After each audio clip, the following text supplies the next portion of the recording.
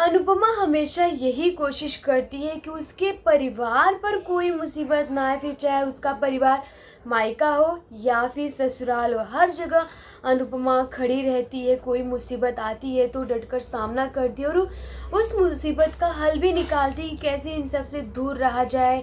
अपने परिवार की रक्षा करती है, अपने मायके वाले परिवार की।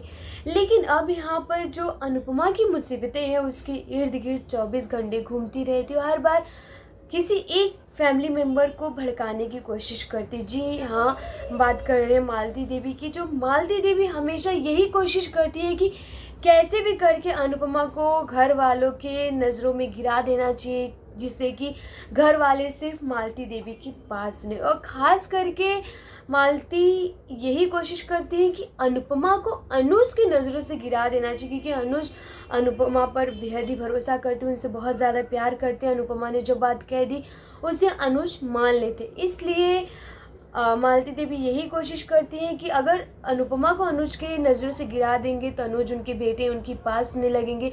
जब अनुज सुनने लगेंगे, धीरे धीरे हर एक इंसान उनकी बात सुनने लगेंगे। लेकिन ऐसा कुछ भी नहीं होता। अनुज हमेशा ही अनुपमा की बात सुनती, क्योंकि उनसे प्यार करती है और हर एक डिसीज़न में उनके साथ खड़े रहते हैं।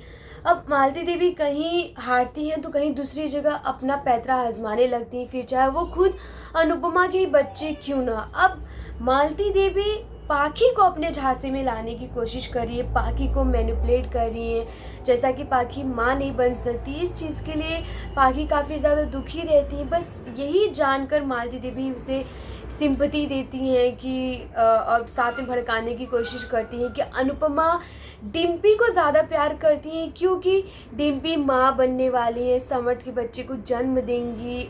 और ये सारी चीज़ें भड़काने की कोशिश करती है, जिस वजह से पाखी को भी यही लगता है कि उनकी माँ गलत है।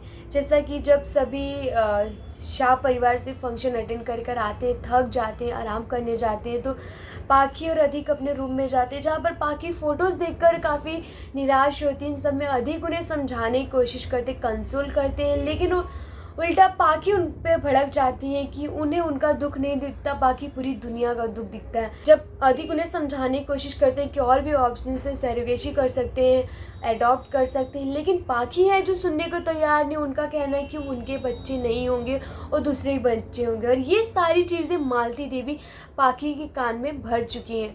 लेकिन अनुपमा ये सारी बातें बाहर से सुन लेती हैं, इसलिए घर के अंदर आती हैं तो उन्हें समझाने की कोशिश करती हैं, तो पाखी और ज़्यादा भड़क जाती है। अनुपमा को ये कह देती हैं कि उन्हें सिर्फ डिम्पी की पड़ी है, डिम्पी उनकी बेटी है, वो उनकी केयर करती, उनका साथ देती। उनसे अच्छी तो मालती देवी है, कम से कम उनके दिल का हाल तो समझ पाती हैं।